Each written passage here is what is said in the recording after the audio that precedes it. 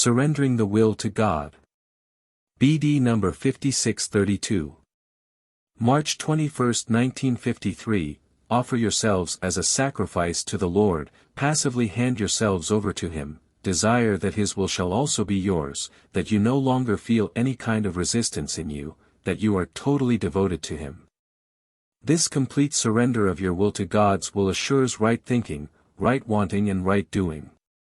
But as soon as you harbor the slightest resistance you also divert, if only imperceptibly, from that which is God's will, because this very resistance creates the foundation where God's adversary can be active.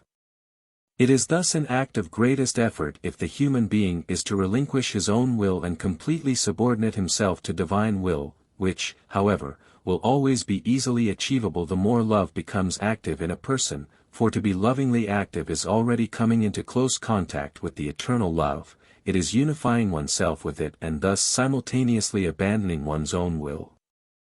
This is why someone who lives a life of love no longer opposes God, it draws him to God, he humbly gives himself to the one who created him, he knows no resistance, no disobedience to God, he only ever endeavors to comply with Him.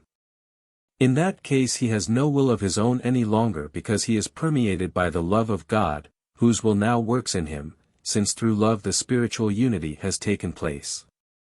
Thus love is the most certain feeling that the human being lives within God's will, and that is why you need only ever be mindful about practicing love, whatever you do should only be determined by love, your heart should be soft and tolerant, gentle and wholeheartedly humble, and helpful towards every human being.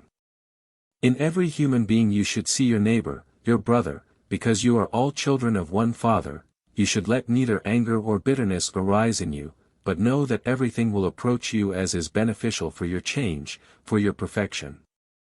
What is wicked in your environment shall become good through you, your love shall be the weapon you use against your enemies. You should never fight evil with evil but do good to those who do not mean you well.